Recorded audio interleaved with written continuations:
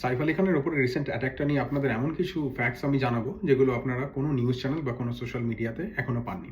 অ্যাটাকের সময় বিপদের মুখে সাইফ খানের প্রথমেই যে ঠাকুরের কথা মনে পড়ে সেটা হলো শর্মিলা ঠাকুর, কিন্তু তিনি তখন বাড়ি ছিলেন না। তাই বাধ্য হয়েই সাইফ খানকে ফোন করতে হয় থানায়। পুলিশ স্টেশনে ফোন করে তিনি বলেন, hey, I am Saif and I am in danger.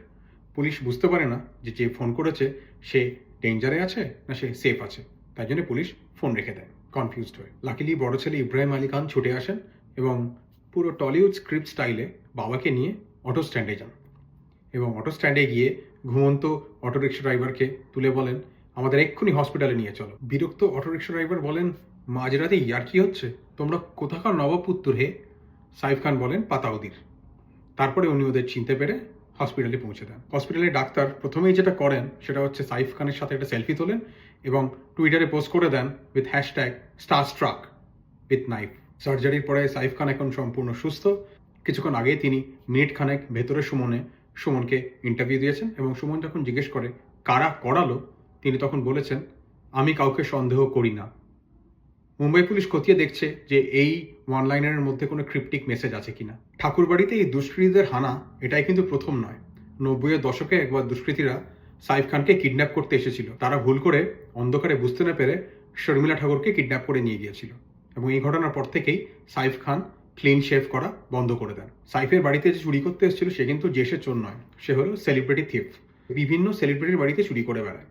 এর আগে সে গিয়েছিল শাহরুখ খানের বাড়িতে চুরি করতে। গৌরী খান তাকে হাতে নাতে ধরে ফেলে এবং বলে যে আমি গৌরী সেন নই, গৌরী খান, তুমি সেন বাড়িতে যাও, এটা খান বাড়ি। এই চোর কিন্তু একবার অভিষেক বচ্চনের বাড়িতেও চুরি করতে গিয়েছিল। অভিষেক বচ্চনকে চোর বলেছিল আমার 1 কোটি টাকা চাই।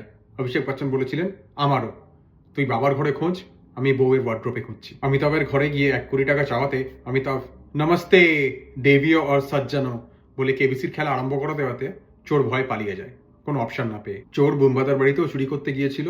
ধরা পড়ার পরে তোমরা বিশ্বাস করো আমি চুরি করিনি বলাতে ছাড়া পেয়ে যান। চোর মাননীয় মুখ্যমন্ত্রীর বাড়িতেও গিয়েছিল। সেখানে মুখ্যমন্ত্রী, এখন হবে না, ভ্যাকেন্সি নেই, ভোটের পরে আসুন দেখছি বলে বার করে দেয় এবং বার করে দেওয়ার আগে তাকে 420 শ্রী সম্মানে ভূষিত করে। চোর বিজয় মালিয়ার বাড়িতেও গিয়েছিল, কিন্তু টাকা চুরি করার জন্য নয়, কেরিয়ার টিপস নেওয়ার জন্য। সাইফের ওপর এই অ্যাটাকের পরে এবং সাইফের এই লাকি এসকেপের পরে অনেকে সাইফ আলী খানকে লাকি আলী খান বলে ডাকছেন, কিন্তু সাইফ আলী খানের বাড়িকে আর কখনোই সেফ হাউস বলা যাচ্ছে না।